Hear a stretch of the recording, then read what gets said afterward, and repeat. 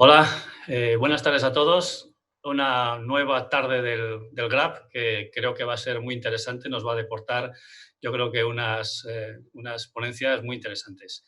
En primer lugar, dar las gracias al GRAP por la organización de este evento y también a la compañía Behringer por el patrocinio no condicionado de esta sesión. Y gracias a estas cosas, pues podemos hacer este tipo de actividades, ¿no? Hoy vamos a abordar un problema diferente a los que se han abordado en las anteriores webinars, concretamente el abordaje y el seguimiento del paciente crónico en esta época que estamos, COVID, ¿no? Da la sensación en estos últimos meses que todo nuestro entorno se ha vuelto agudo, se ha vuelto patología emergente aguda, ¿no? Da la sensación de que nuestros pacientes crónicos casi han desaparecido. Les hemos prestado atención, pero probablemente no toda la atención que les prestábamos habitualmente, ¿no? Todos estos pacientes crónicos, de todas formas, siguen ahí, están ahí, no los hemos olvidado, no los hemos olvidado. Hemos resuelto en estos tiempos problemas agudos o sobrevenidos sobre su patología crónica, agudizaciones, hemos hecho llamadas telefónicas o contactos puntuales. Sin embargo, la sistemática que seguimos de seguimiento del paciente crónico parece que la hemos dejado un poquito de lado, ¿no? Es tiempo ya de volver nuevamente a retomar algo que tenemos todos en nuestros genes. Todos los especialistas tenemos esto en nuestros genes. Quizás los médicos de familia un poco más porque vemos muchos pacientes crónicos, ¿no? De forma que, bueno, tenemos que abordar nuevamente esta nueva etapa de cronicidad, del abordaje de la cronicidad. Esto no deja de ser un reto en este momento en el que, bueno, pues ya vemos que nuestra forma de trabajar, nuestras formas de afrontar la consulta de todos los días ha cambiado. Utilizamos sistemas tradicionales de consulta presencial, sin ninguna duda, pero también estamos utilizando nuevos modelos y nuevos sistemas. Utilizamos el teléfono omnipresente, yo creo que en todas las consultas. A veces utilizamos también hasta videoconferencias o videollamadas, o utilizamos email o otras cosas, ¿no? Al final nos hemos tenido que reinventar en todo el abordaje del crónico y bueno, yo creo que esto sí que nos permite hacer cosas nuevas. Quizás hacerlo viejo, pero de forma nueva, ¿no? Hoy vamos a abordar algunos de estos aspectos, ¿no? En primer lugar, vamos a ver cómo se realizaría el seguimiento del paciente crónico en dos patologías muy prevalentes en nuestro medio que vemos todos los días. Aquí estamos centrados en área respiratoria y, por lo tanto, vamos a centrar estas dos primeras participaciones en el seguimiento del paciente EPOC y en el seguimiento del paciente con asma. Para el primero de ellos tenemos a un súper conocido por todos nosotros, que es Juan Enrique Cimas Hernando, además de compañero aquí de Gijón. Y yo creo que, bueno, es un gran conocedor, es un enamorado de la patología respiratoria y seguro que nos ilustra con la presentación, ¿no? En segundo lugar, y no menos conocido, tenemos a Daniel Ocaña, que también nos va a hablar sobre el abordaje del paciente con asma, seguimiento del paciente con asma. Bueno, todos lo conocéis, es un hombre muy entretenido y además cuenta las cosas muy bien, ¿no? Pero no solamente tenemos estas patologías prevalentes, sino que, bueno, la irrupción del COVID en nuestra vida ha generado que los pacientes que sufren COVID también tengan determinadas secuelas, consecuencias o generan determinadas patologías que vienen detrás de la enfermedad aguda. Todos aquellos que lo han superado, a veces hay complicaciones respiratorias, a veces hay complicaciones no respiratorias. Se describen muchas secuelas, ¿no? Vamos a hablar de esto, ¿no? Vamos a hablar del seguimiento de esas secuelas, tanto respiratorias como no respiratorias. Tenemos la suerte de contar hoy con dos extraordinarios ponentes. Tenemos al doctor Bernardino Alcázar, luego os lo presentaré un poquito más. Y, bueno, él se va a centrar en el seguimiento de aquellas secuelas subagudas o crónicas del paciente que ha pasado el COVID, ¿no? Todos sabemos que la fibrosis pulmonar está ahí, alteraciones de función pulmonar, etcétera, ¿no? Y por último, tenemos el último de los ponentes, y no por ello el menos importante, sino una persona que se ha vuelto muy mediático en los últimos tiempos, gran comunicador, por otra parte, el doctor Iván Moreno, que va a hablar sobre las secuelas del paciente no COVID, ¿no? De forma que con este formato yo creo que los importantes son los ponentes y voy a dar paso entonces en primer lugar a Juan Enrique Cimas Hernando, que nos va a centrar el tema en la patología, una de las patologías más prevalentes que tenemos, que es el EPOC. Pues, Quique, son todos tuyos. Muchas gracias, Javier. A ver. Vamos a darle aquí.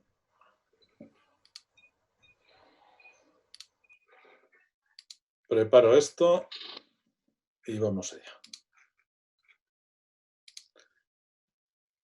Bueno. Pues estamos aquí ya. Bueno, pues me han pedido que hable un poquito de la EPOC en tiempos de la COVID. Y veis que en el título he puesto la y la, porque tengo que decir que los Juegos Olímpicos de Barcelona del año 92 han hecho mucho daño a la nómina de esta enfermedad, ¿no? Pero todo el mundo se acuerda del COVID, del bicho aquel que era la mascota, y lo de COVID pues suena masculino siempre, pero no, es la COVID, la enfermedad por coronavirus del año 19.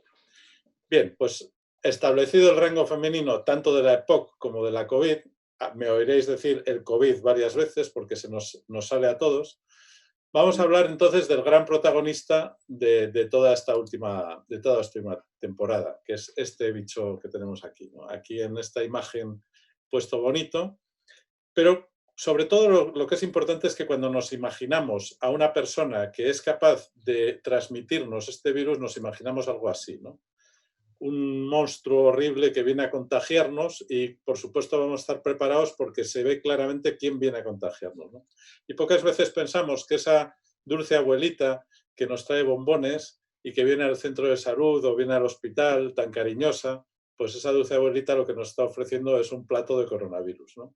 Porque, desgraciadamente, los sujetos con coronavirus no llevan un cartel que dicen yo lo tengo, y como sabemos que hay un cierto periodo en que son asintomáticos y que lo pueden transmitir, pues tenemos que tener cuidado con todos. Con el tema de la EPOC nos sucede algo parecido.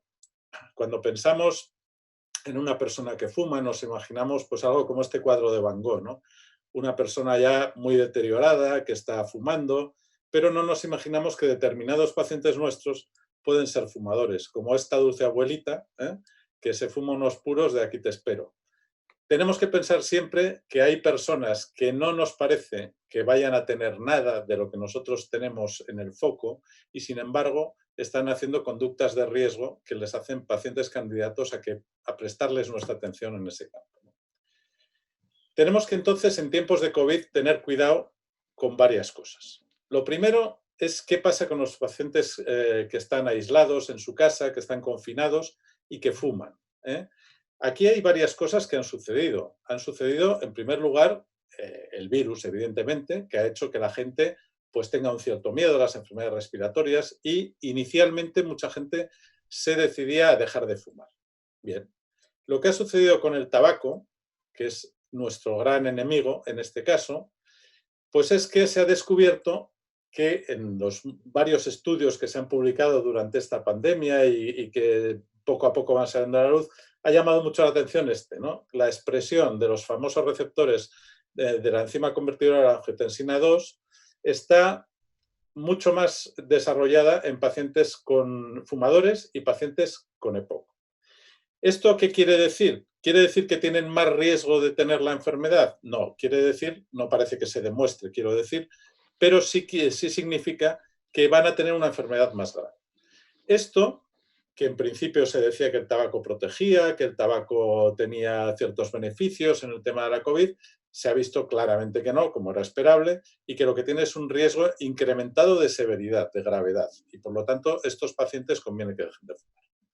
¿Os acordáis que en enero estábamos muy contentos todos porque comenzó la financiación de los medicamentos para dejar de fumar? Pero llega en marzo el bicho y nos confina a todos. Y resulta que teníamos pacientes a quienes ya les habíamos dado la medicación, que habíamos comenzado a darles la medicación, y de repente, cuando llevaban 1, 2 cajas, los más afortunados, ¡plas!, desaparecen. Tenemos que reorganizar el centro y estos pacientes tuvimos que tener especial cuidado de rebuscarlos para poderles llamar por teléfono y animarles a seguir. Es importante en tiempos de confinamiento que la gente siga dejando de fumar, aunque hay teorías para todo y hay gente que dice que el confinamiento es muy malo porque altera los nervios y no es buen momento para dejar de fumar, siempre es buen momento para dejar de fumar. Bien, como decía Javier, hemos tenido que reinventar muchas cosas y una de las cosas que hemos tenido que reinventar es el diagnóstico para nuestros pacientes de EPOC. Lo primero que tenemos que tener claro es que a veces se nos van a presentar pacientes que no tenemos claro si son una EPOC, un problema respiratorio u otra cosa. Entonces, ¿cómo diferenciaríamos en estos tiempos en que llamaban los pacientes a decir que tenían síntomas respiratorios de un paciente que sea una posible COVID a un paciente que sea una agudización de una EPOC? Bueno, pues este cuadrito trato de resumir un poquitín los síntomas. La tos, que normalmente ya existe previamente en un paciente de EPOC y no existía en el paciente COVID. La fiebre es muy rara en la agudización de EPOC, pero está casi siempre presente en la COVID. La expectoración aparece en un tercio de pacientes con la COVID y en muchos, en casi todos los pacientes de agudización de EPOC. Y la disnea, y esto sí es importante subrayarlo, aparece, los pacientes de COVID te lo describen como dificultad para llenar sus pulmones. La EPOC tiene una dificultad para vaciar los pulmones, es decir, las obstrucciones son obstrucciones a la salida del aire, no a la entrada. Por lo tanto, hay ciertas diferencias sutiles, pero que nos pueden dar una pista. Bien, evidentemente hasta ahora diagnosticábamos con la espirometría. Pero ¿qué pasa con la espirometría? La espirometría es un generador de aerosoles. Cuando el paciente sopla, está generando aerosoles. Y eso sabemos que es altamente contagioso. Cuando miramos las recomendaciones de la ERS, de la European Respiratory Society, pues nos dice que divide la actuación en 3 escenarios. El pre-COVID, el pico de la COVID, perdón, la época inmediatamente posterior al pico de la COVID y la época de normalización de nuevo. En las 2 primeras fases desaconseja absolutamente la realización de espirometrías y estamos en ellas. Por lo tanto, a pesar de que los que me conocéis sabéis que yo soy un pesado con el tema de las espirometrías, pues tengo que decir ahora que se recomienda vivamente el no hacer espirometrías en caso que no sea estrictamente necesario, que la verdad es que en atención primaria se me ocurren pocos casos en que sea estrictamente necesario hacerla en este momento y tiene unos riesgos bastante importantes. Bien, esto nos lleva a un problema y es que cómo sospechamos o cómo confirmamos que un paciente tiene una EPOC. La pista nos la da la GSEPOC. A GSEPOC. Tenemos una serie de preguntas clínicas, este es del Día Mundial de la EPOC de hace unos años que propusieron este cuestionario. También tenemos el cuestionario, por ejemplo, el COPD-PS, que es un cuestionario con una serie de preguntas, da una puntuación y según la puntuación pues te dice las posibilidades de que tenga EPOC o no. Hasta ahora todo esto decíamos, bueno, esto no vale para nada, realmente da una pista muy ligera, no captas a los pacientes EPOC poco sintomáticos y decíamos que había que hacer espirometría. Bueno, pues ahora tenemos que hacer lo que nos pide la GSEPOC, que es el diagnosticar a los pacientes con diagnóstico de probable EPOC.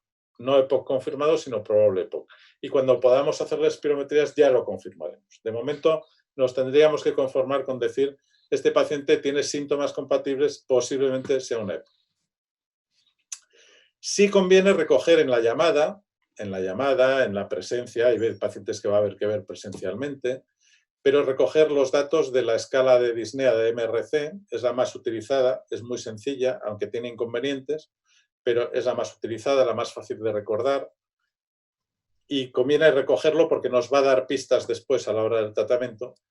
Y pasar el CAT. El CAT, que es muy debatido, es un instrumento que aunque está validado realmente no se sabe el punto de corte. En la GOLD se utiliza 10 como el límite entre bajo riesgo y alto riesgo, pero parece que el corte real puede estar entre 16 y 18. No se sabe muy bien cómo funciona pero de todas maneras en la circunstancia actual sí es conveniente, sí es posible pasarlo. Y si no es posible, por teléfono, orientar un poquitín al paciente que nos pregunte, por lo menos hacer un pseudo-CAT, porque son preguntas interesantes que nos pueden dar una pista acerca del estado del paciente. Bien, cuando encontramos en la GOLD, nos encontramos esta tabla, que es la figura clásica sobre, primero buscamos la gravedad de la obstrucción y a renglón seguido lo que hacemos es definir el riesgo que tiene el paciente. Ahora mismo, en la situación en la que estamos, tenemos que obviar toda esta primera parte, tanto el diagnóstico de confirmación como la valoración de la gravedad por la obstrucción, tenemos que obviarla y entonces tenemos que pensando que un paciente sea EPOC, decidir qué riesgo tiene solo con los datos clínicos. Por eso aquí es importante el MRC o el CAT y preguntarle por las exacerbaciones. Van a ser básicamente en un paciente de EPOC las preguntas clave que nos van a aparecer, que nos van a permitir definirlo. En la GSEPOC nos sucede prácticamente lo mismo. Para estratificar en riesgo bajo y riesgo alto tenemos que obviar la parte de la obstrucción y manejarnos nada más con el MRC y las exacerbaciones. ¿El seguimiento cómo lo vamos a hacer en todos estos pacientes? Pues lo vamos a hacer básicamente por medios telemáticos. El que tenga videoconferencia porque tiene una gerencia generosa que le compra cámaras y micrófonos y tal, pues estupendo. Y el que no, pues lo vamos a tener que seguir haciendo con el teléfono en el hombro mientras tecleamos, que es lo que estábamos hablando antes de conectarnos. Bien, para hacer el seguimiento, lo ideal sería tener una serie de preguntas preparadas. No os voy a adelantar nada, pero en los próximos días vais a tener un checklist elaborado por compañeros de atención primaria para hacer el seguimiento de pacientes con EPOC y con asma. De manera que podamos hacer un barrido bastante importante solo con la llamada telefónica de todas las cosas que hay que valorar en la EPOC. En cuanto al tratamiento, básicamente nos tenemos que guiar por el riesgo y por estas tres cosas que tenemos que hacer. Un paciente fumador, como aquí don Alfredo, vamos a llamarle, lo primero que hay que decirle es que tiene que abandonar el tabaco, lo segundo es poner un tratamiento farmacológico adecuado y recomendarle una serie de pautas para hacer tratamiento no farmacológico. Esto no cambia en tiempo de COVID, tenemos que hacerlo exactamente igual. El tratamiento farmacológico, fijaros que en la GOL, simplemente con el riesgo, y nos dice ya dónde va a situar al paciente y qué tratamiento le vamos a dar, y lo mismo sucede en el seguimiento del paciente. Este esquema, que es de Carlos Cabrera, un neumólogo canario, y a mí me encanta porque la verdad es que es de una simplicidad pasmosa, que es lo que al principio, cuando empezaba todo este lío de la GOL y la GSEPOC, era lo que queríamos todos, ¿no? Decías, a ver, lo de dar un broncodilatador a los dos, ¿cómo lo hacemos? Decía, bueno, pues ¿tiene poca disnea o tiene mucha disnea? ¿Se ahoga poco o se ahoga mucho? ¿Se ahoga poco? Un inhalador. ¿Se ahoga mucho? 2 inhaladores. Además, ¿tiene exacerbaciones? Corticoides. Vale, es simple, pero te resuelve el 80-90% de los casos con bastante certeza. No tenemos que olvidar, al final, que tenemos trabajando con nosotros personas que son grandes profesionales y que tienen que hacer también su tarea, también en tiempos de COVID, que son las enfermeras de los centros de atención primaria.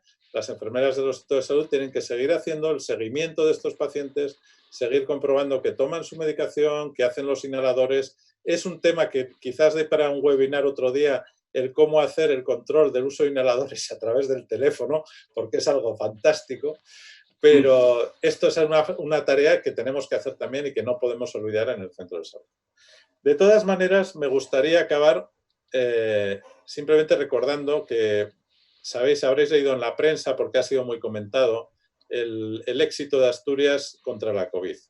Contra la COVID, Asturias es una de las regiones que públicamente en los periódicos ha salido, que había sido fantástico y tal, y os voy a enseñar el secreto de Asturias con este tema, porque, bueno, me va a perdonar el señor consejero que lo muestra aquí públicamente, pero creo que es importante. Se sabía ya desde hace años que en Asturias ni penicilina ni bobadas. La fabada litoral o no litoral, la fabada de otro tipo, pues es lo que nos permite tener estos magníficos resultados. Pues muchas gracias, Javier, y ahí os paso el testigo de nuevo. Bueno, pues muchas gracias, Quique. La verdad es que, como siempre, dejando las cosas muy claras, sin ninguna duda.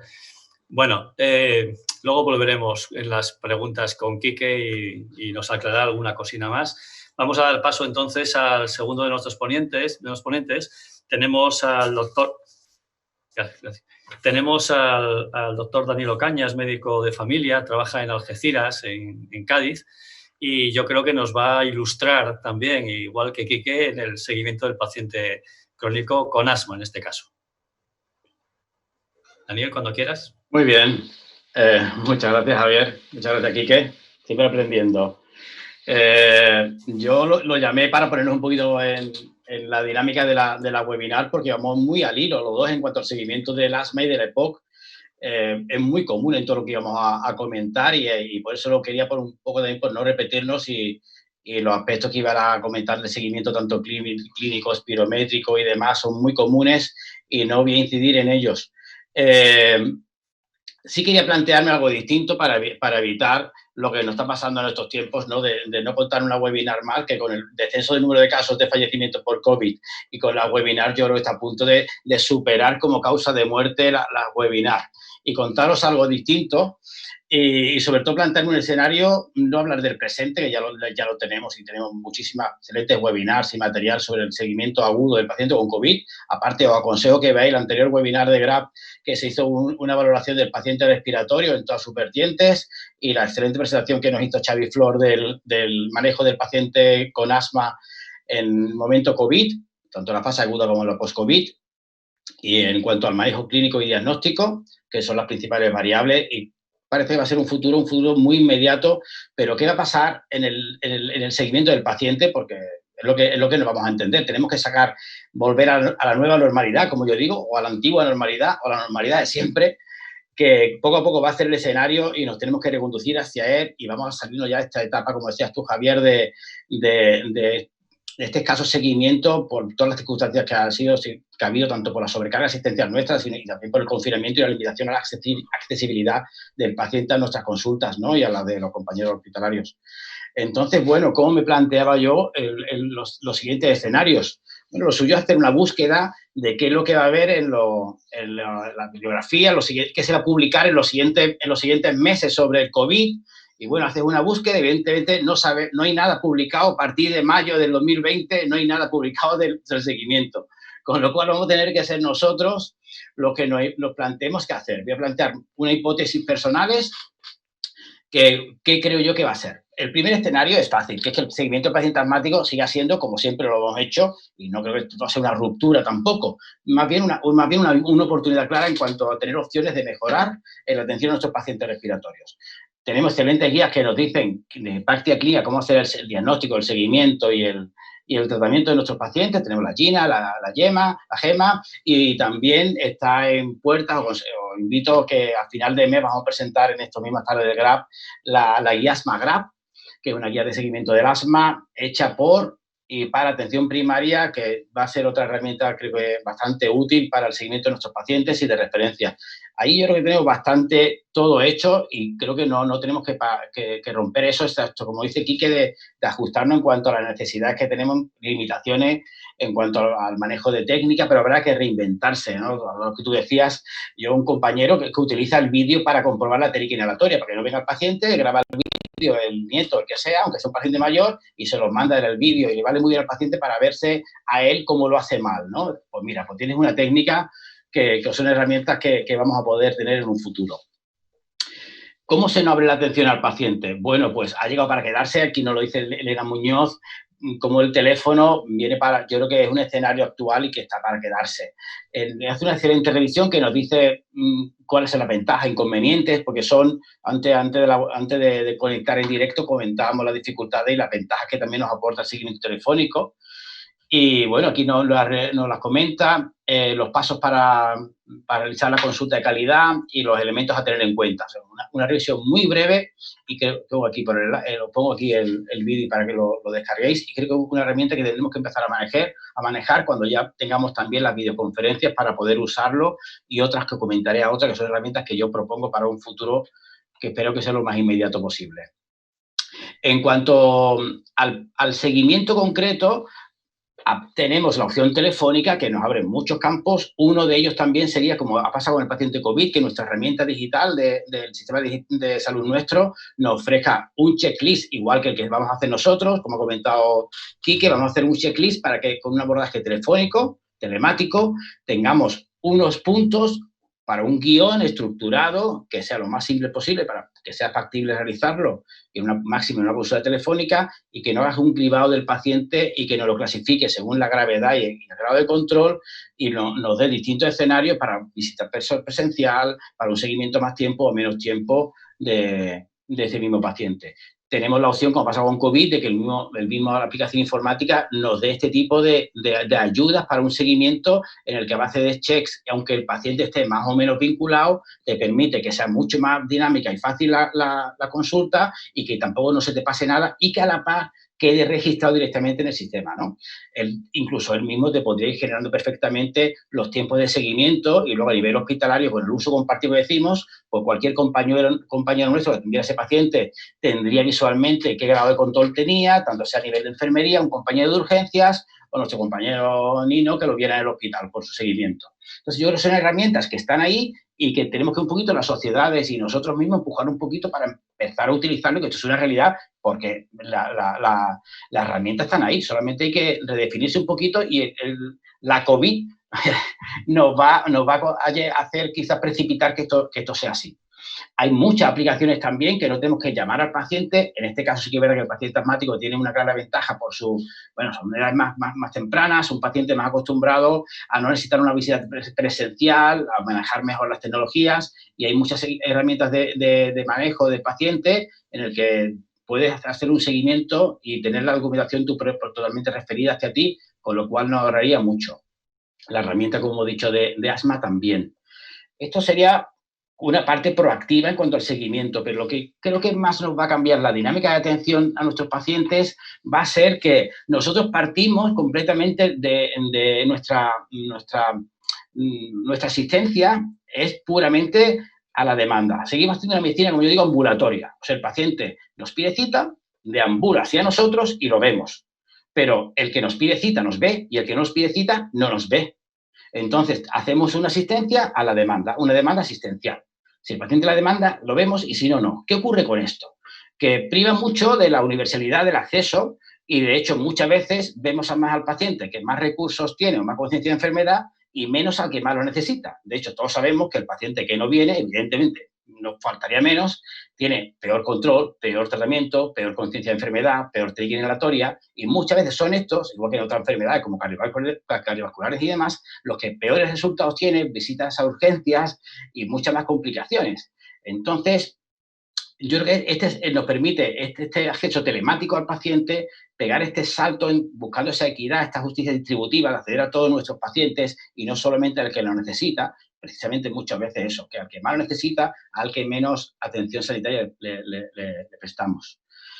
Las herramientas las tenemos ya, las hemos visto y podemos establecerlas de muchas formas, pero yo creo que más bien sería como el checklist que comentaba Quique, que hemos desarrollado muchos miembros de la sociedad como herramienta de trabajo, nos permita con una vuelta, como cualquier herramienta de salud pública, lo hacemos muchas otras medidas, como una herramienta de cribado universal, que lo hacemos todos nuestros pacientes y seleccionamos a los que necesitan el recurso los más cuidados, o como lo hacemos perfectamente igual que en vacunas. Tenemos que acceder a todos nuestros pacientes y no como pasaría igual que en educación, hacerlo más universal y no como el profesor, que dedicarle todo tu esfuerzo al niño inteligente y no al que más falta le hace. Yo creo que este salto sí que es el que se nos plantea en estos próximos meses como un auténtico reto hacia nosotros para mejorar toda la atención y la calidad, no solamente en los pocos o muchos que vemos, pero sobre todo en hacerla más universal y más accesible a todos, creo que es un momento vital para hacerlo. Yo no quería dejar sin contar la experiencia que llevamos en nuestro centro de salud, que ha sido acercar esta demanda con una consulta monográfica de enfermería. No quería dejar pasar el manejo compartido sin cortar con ellas. De hecho, luego traigo un pequeño vídeo grabado por mi compañera, por si lo podemos poner en la parte de preguntas. Y nosotros hacemos una consulta de seguimiento al paciente respiratorio, pero decidimos, para no perpetuar esto, lo llevamos ya 3 años, que era que captamos al paciente, lo metíamos en el circuito, la puerta de entrada era que el paciente recibiera una terapia inhalada de urgencia, tanto un aerosol como con cámara espaciadora. Por definición, iba a ser un paciente no controlado, que muchas veces acude a servicios de urgencias y tú, yo o cualquiera como médico de familia no te enteras de que el paciente está mal controlado, lo ven compañeras de urgencias porque no está en tu turno, porque viene de tarde, porque estás de vacaciones, acude a otro punto de urgencia de atención primaria, o acude a urgencias hospitalarias o simplemente está mal en su casa y lo tolera o lo acaba tolerando. Entonces decidimos captarlo así. El éxito, la verdad que fue muy bueno en cuanto a captación de pacientes que están perdidos del sistema. Luego lo ampliamos, siendo los propios profesionales los que nos derivaran a aquellos pacientes que vienen de peor control. Y bueno, luego no me extiendo más, que ella no lo va a contar, pero creo que fue una forma de redefinir la atención al paciente respiratorio en la atención primaria y concretamente del paciente asmático. Fue un claro acierto. El otro aspecto que nos queda, pues la atención compartida, que se abre también excelentemente, es lo que nos ha permitido, por lo menos en Andalucía, lo estamos llevando a cabo ya, que es la interconsulta telemática, que abre un canal de comunicación excelente con nuestros compañeros y bien utilizado va a permitir rentabilizar muchísimos recursos, evitar que pacientes con una pequeña necesidad de revisión a realizar en atención hospitalaria o un pequeño consejo antes de derivar a la consulta, y tengo la experiencia siendo muy buena, hablando en trato personal, con una comunicación muy directa, resolviendo muchísimos tipos de problemas, y creo que es una solución que ojalá esté para quedarse, tanto en un posible futuro inmediato con beneplácito de la COVID, como en caso de un posible reescalada, ¿verdad? Luego le doy paso al vídeo de mi enfermera, que lo va a contar muy bien, y muchísimas gracias, no quiero dilatarme. Esperemos que este escenario de PubMed futuro inventado se nutra de muchos estudios y experiencias que nos ayuden a definir y fortalecer el seguimiento con nuestros pacientes con asma. Muchas gracias.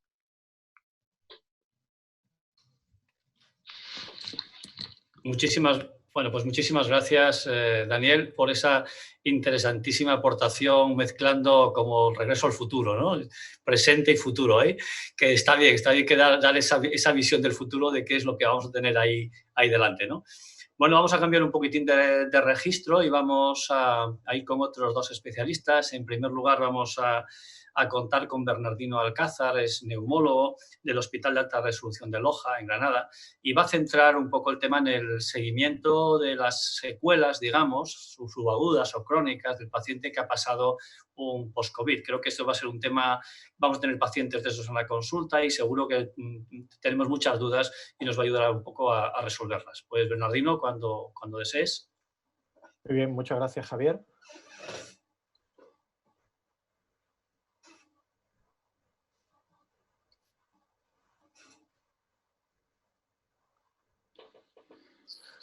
Bueno, pues en los próximos minutos vamos a intentar hablar sobre las secuelas respiratorias después del COVID, que es un tema que ahora mismo nos preocupa a todos porque sabemos que ha hecho estrago esta enfermedad, provocando muchos fallecimientos, pero lo que no sabemos muy bien es cómo van a ir evolucionando estas lesiones.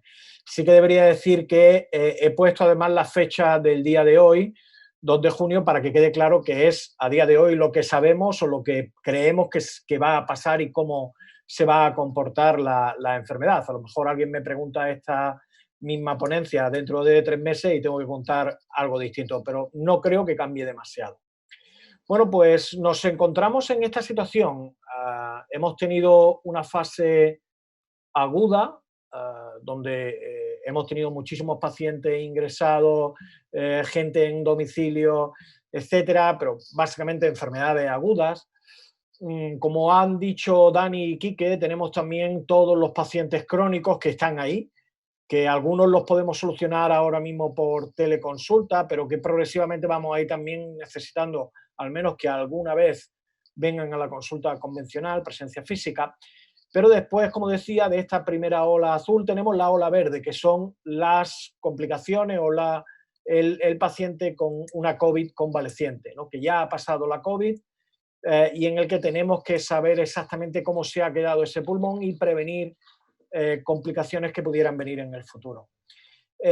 Básicamente las complicaciones a nivel respiratorio vienen por esto, que son los datos que seguramente todos vosotros conocéis. La gráfica de la izquierda es de las primeras comunicaciones de las características de los pacientes que ingresaban con COVID en China y donde se podía ver pues, que aproximadamente un 12% de los pacientes necesitaban ingreso hospitalario y que el 5% además necesitaron ingreso en UCI por insuficiencia respiratoria grave, ¿no? Y además en determinadas edades, como era a partir de los 65 años, era prácticamente la mitad de los que ingresaban necesitaban ingreso en UCI. La tabla de la derecha es la comunicación más reciente que ha publicado el grupo de la Sociedad Española de Medicina Interna, un estudio multicéntrico español. Estos sí son datos españoles, pero al final el mensaje es bastante parecido. Fijaros que aquí ellos hablan de que un 7,5% de los pacientes que ingresaron en el hospital por COVID han tenido que ingresar en UCI. O sea que el mensaje es muy parecido y parte de las complicaciones que veremos serán derivadas bien por la hospitalización, bien por la hospitalización en UCI o sobre todo también por la extensión de las lesiones. ¿Qué podemos decir de qué es esperable después de esta enfermedad en cuanto a las secuelas respiratorias? Pues tenemos dos ejemplos claros que son los ejemplos del distrés respiratorio del adulto. ¿Qué es lo que le pasa a las personas que ingresan en una unidad de cuidado intensivo por un distrés respiratorio del adulto y que son sometidos a ventilación mecánica prolongada? Bueno, pues esto ya se estudió hace ya casi 20 años y aquí podéis ver, bueno, esto es un ensayo clínico, un estudio comparando dos tipos de ventilación, pero al final, fijaros que hay normalidad o casi normalidad de la función pulmonar o tirando hacia la baja y principalmente el parámetro que más se ve afectado es la capacidad de difusión del monóxido de carbono. En ellos, pues bueno, aproximadamente un 20% tenían algún tipo de patrón espirométrico alterado, pero lo habitual en estos pacientes que habían ingresado en la UCI eran las alteraciones de la capacidad de difusión dependiente o debido a las lesiones cicatriciales que le había producido el distrés. Esto eran a un año, lo que pasa en una cohorte de pacientes que han sido sometidos o que han tenido un distrés respiratorio a un año, pero tenemos también comunicaciones tal vez un poco más recientes de supervivientes a 5 años. Y a 5 años el mensaje también es parecido, o sea, hay un grupo de pacientes en los que van a tener alteraciones de la difusión y lo que sí tal vez sea esperable es que al menos durante los 2 primeros años podamos ver alguna recuperación de esa función pulmonar de la difusión y que después se estabilicen más o menos cerca del tercer o cuarto año. Los valores de la espirometría, como hemos comentado antes también, estarán tirando hacia la baja, pero no están realmente o no esperamos que estén realmente alterados. Aún así, sí que es cierto que cuando utilizamos las escalas de estado general, tenemos una parte que es mental, la parte mental, gracias a Dios, en estos supervivientes de un distrés respiratorio de UCI se mantiene o va aumentando, pero está dentro de lo que sería la normalidad y lo que sí es la actividad física o la capacidad física de estos pacientes que irá recuperándose poco a poco hasta cerca del segundo año o 2 años y medio, donde ahí ya probablemente no va a recuperar mucho más el paciente. Bueno, pues tenemos esto. ¿Y qué sabemos de los pacientes que han pasado el COVID o la COVID? Bueno, la única comunicación que tenemos hasta la fecha de cómo afecta esta enfermedad a la función pulmonar es esta publicación que salió hace aproximadamente 20 días en la Revista Europea de Respiratorio, donde incluyen a un grupo de pacientes que habían estado ingresados, todos ellos por COVID-19 en China, y nos demuestran los valores de la función pulmonar al alta o en aquellos pacientes en los que llevaban más de un mes ingresado al mes del ingreso hospitalario.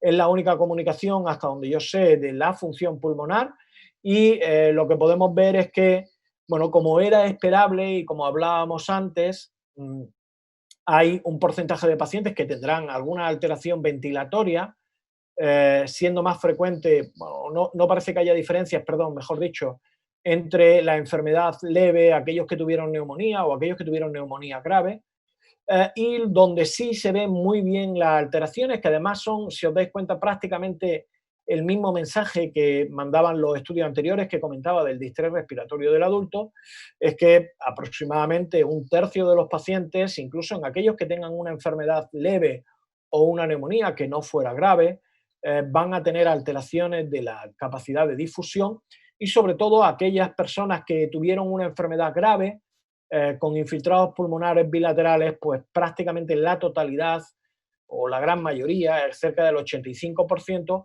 van a tener alteraciones significativas de la difusión al alta. Esto es lo único que conocemos hasta la fecha. Sí que conocemos también las manifestaciones radiológicas y cómo van evolucionando. Esto es un trabajo que también se ha publicado recientemente en la revista Radiology, donde se ven los tags seriados de los pacientes dependiendo de los días desde el inicio de los síntomas, y al final el mensaje es muy parecido. Aproximadamente a la semana del inicio de los síntomas es cuando realmente las lesiones son más exuberantes, donde se ve más claramente las lesiones y la afectación pulmonar llega a su pico, y progresivamente estas lesiones van reabsorbiéndose, quedando aproximadamente, solo tenemos estos datos de hasta el día 20, pues cierto grado de fibrosis y de alteraciones intersticiales con engrosamiento de los tabiques, que suponemos que todavía mejorarán algo más en el tiempo, pero que probablemente dejen algún tipo de secuela. De hecho, esto sí que lo estáis ya viendo probablemente todos vosotros. Esto es un paciente que revisé hace 5 días, y que me ha permitido pues, poder explicaros con las radiografías cómo fue el curso clínico. Este es el día del ingreso, que fue el día de San José, el 19 de marzo. A la semana del ingreso hospitalario sí que se veían claramente los infiltrados intersticiales.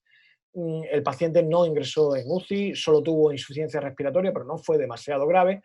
Pero justo casi 2 meses después del alta hospitalaria todavía se ven algunas lesiones o que se apreciaban ya en la placa que estaba peor del día 26 de marzo. O sea que suponemos que algo de secuelas van a quedar, y que tendremos que estar pendientes de ellos, ¿no? Y de seguimiento de estas secuelas, de qué limitación realmente funcional produce. Pero aparte de estas secuelas, digamos, sobre el parénquima pulmonar, hay otras secuelas también que son, o complicaciones, mejor dicho, que estamos viendo después de la COVID y que hay que tenerlas también en cuenta porque pueden justificar también parte de la clínica que tienen estos pacientes. Una es la atrofia muscular. Y la atrofia muscular, sabemos que cualquier paciente que ingresa tiene, sobre todo si el ingreso es por una enfermedad aguda, tiene un riesgo de presentar atrofia muscular, de que pierda actividad y capacidad funcional simplemente por esa atrofia muscular, y sabemos también que determinados ejercicios son capaces de aumentar la fuerza o la capacidad de ejercicio de estos pacientes. Es una complicación que personalmente creo que estamos viendo mucho, sobre todo en los pacientes que han tenido ingreso hospitalario o que han estado confinados en el domicilio por la COVID, y que hay que intentar promover que esa actividad física se vuelva a recuperar para que cojan algo de musculatura. Y por último, dentro de las complicaciones también, lo del tromboembolismo pulmonar, que sabéis que hay mucho debate ahora mismo sobre qué es lo que está pasando con el tromboembolismo pulmonar. Mi opinión es que si uno mira cuáles son los factores de riesgo habituales para tener una enfermedad tromboembólica venosa, pues prácticamente los pacientes cumplen muchísimos de ellas.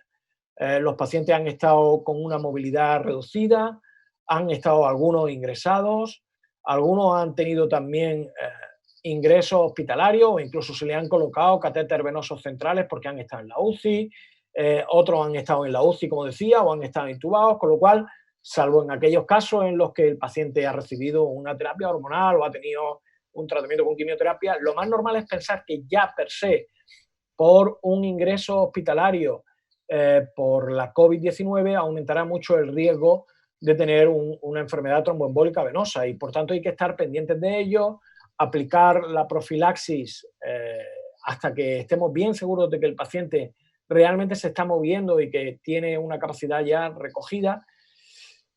Y por último, lo más importante tal vez es para vosotros ahora mismo es pensar cómo puedo hacer el seguimiento. Bueno, pues en el seguimiento esta es una guía de la Sociedad Británica Torácica acerca del seguimiento de aquellos pacientes que han tenido una neumonía por la COVID-19, por el coronavirus, donde se explica más o menos que los pasos que habría que hacer. Realmente lo que se pide o lo que se dice es que se intente hacer aproximadamente a los 3 meses después del alta hospitalaria, hacer una radiografía de tórax, y si hay alteraciones, intentar hacer pruebas funcionales, incluso en la posibilidad de que si hay alguna anormalidad se pueda ver ya en una consulta de atención especializada para hacerle pruebas funcionales ya completas o hacerle incluso un TAC de seguimiento. Claro, los ingleses son a veces demasiado estrictos, demasiado, como diría yo, cuadriculados, Y entonces, claro, uno dice, bueno, pues esto a lo mejor, ¿cómo lo podremos aplicar en nuestro centro o en nuestra área? Supongo que cada área habrá puesto en marcha unas estrategias de seguimiento. Esta es la que hemos implementado en nuestra zona, que realmente es bastante sencilla. O sea, si el paciente tiene una COVID-19 que está en resolución, lo primero que le recomendamos es que se realice una serología, si una PCR previa era negativa o si no está disponible esta PCR, o sea, si el paciente realmente no sabemos si lo ha tenido o no. Control evolutivo en la medida de lo posible, con llamada telefónica y sobre todo si ha tenido ingreso hospitalario, sobre todo si ha sido en la UCI, pero incluso ingreso hospitalario por la COVID-19 que directamente se cite en neumología. Para aquellos pacientes que han seguido de forma ambulatoria, que no precisaron ingreso hospitalario, lo que pedimos es una radiografía de tórax a las 4 o 6 semanas, con la posibilidad de interconsulta con nosotros para ver la radiografía si hay alguna duda. Y si hay persistencia de las imágenes o persistencia de síntomas, o bien disnea o bien astenia, es cuando nosotros veríamos al paciente en la consulta de neumología para hacerle ya pues, una exploración funcional respiratoria, el TAC, la analítica o la ecocardio si hiciera falta. En el caso de que se hubieran resuelto las imágenes y no hubiera en el momento de la visita ya sintomatología, lo que sí recomendamos es que se intente hacer alguna espirometría, por lo menos para no solamente captar o para ver cómo está funcionalmente ese paciente, sino también porque nos vamos a encontrar, como bien ha dicho Quique, con gente que pueda tener EPOC, ¿no? Y nada más, con esto termino, solamente recordaros que después de la enfermedad aguda son esperables secuelas funcionales y radiológicas en un grupo de los pacientes que han tenido la COVID-19, sobre todo en aquellos que han tenido ingreso en la UCI, que hay que pensar también en complicaciones clásicas producidas por la hospitalización, tromboembolismo pulmonar, atrofia muscular y también cómo prevenirla, y que es también necesario el seguimiento clínico y funcional conjunto con neumología. Muchísimas gracias por vuestra atención y termino, Javier, ya ahora a lo que digáis vosotros. Venga, pues muchísimas gracias por la exposición tan interesante que has hecho. Y bueno, yo creo que de aquí van a surgir algunas preguntas seguro, ya tengo algunas en la mente ya porque, bueno, aportas datos muy interesantes. Y vamos con nuestro cuarto ponente de hoy, que es Iván Moreno, es médico internista del Hospital de Llíria de Valencia. Y bueno, yo creo que todos le conocéis habitualmente en estos últimos tiempos porque su imagen sale en muchos sitios. Y ya veis que es muy buen comunicador también y seguro que nos va a centrar muy bien esos problemas, o sea, secuelas no respiratorias del paciente y, bueno, un poco qué experiencia hay y qué se puede hacer con ellas. Pues, Iván, cuando quieras. Gracias, Javier. Vamos a ver, un segundo, comparto el escritorio. Y ponemos la presentación. Perfecto. Bueno, pues buenas tardes. Muchas gracias al Grupo GRAP y a ti, Javier, por la amable presentación. Vamos a hablar de las secuelas no respiratorias. Vamos a hacer un vuelo de pájaro, centrándonos un poquito en las que son más importantes, porque es verdad que, como sabéis, COVID es una enfermedad que afecta a todo el organismo. Hemos hablado de la parte respiratoria, que efectivamente es la zona cero, es donde ocurren los problemas más graves y los que pueden condicionar el fallecimiento en un porcentaje importante de los casos, pero no hay que dejar de lado también las cardíacas. Pero cuando vamos a revisar las complicaciones, pues bueno, la verdad es que hay toda una caterva de diferentes complicaciones que responden a la capacidad que tiene el virus de infiltrar casi todo, tiene tropismo por casi todos los tipos de tejidos celulares que hay en el cuerpo. Sabemos que hay secuelas cardiológicas, que hay secuelas en forma de coagulopatía y un aumento de la coagulopatía, y comentábamos hace un momentín este tema. Hablamos de las secuelas neurológicas. Recientemente hemos visto un tema que hasta hace poquito no sabíamos, y es que el virus tiene capacidad de invadir el sistema nervioso central. Hasta ahora pensamos que eran solo los vasos, pero parece ser que hay incluso posibilidad de transmisión del virus a través de la sinapsis. Es un tema muy interesante. Hay también insuficiencia renal, hay mucha expresión de la proteína ECA2 en las células del tejido de la nefrona. Hay alteración hepática, hay una miopatía del paciente crítico y una sarcopenia que estáis viendo, todos los que estáis viendo pacientes que han salido del hospital, y os llamará la atención que es exagerada para el tiempo de inmovilidad del hospital, que es amplio, claro, y incluso para el tiempo de relajación muscular estando sedado en UCI. También vemos a veces que hay algunos pacientes que están yendo todavía con diarrea persistente, algunos problemas por la isquemia arterial, que eso ya son menores, las lesiones cutáneas, y dos que son muy relevantes para vigilar en estas próximas semanas, que son las infecciones oportunistas y la posible aparición de autoinmunidad. Cuando entramos en las secuelas cardiológicas, que son una de las manifestaciones más importantes y quizá de las que hay que tener un poquito más en mente a la hora de vigilar, sabemos que durante la infección aguda, durante la fase aguda, ha habido una disfunción ventricular. De hecho, sabéis que uno de los factores o uno de los datos que nos hacen pensar que hay un caso de mal pronóstico o un factor de mal pronóstico es la elevación de la troponina.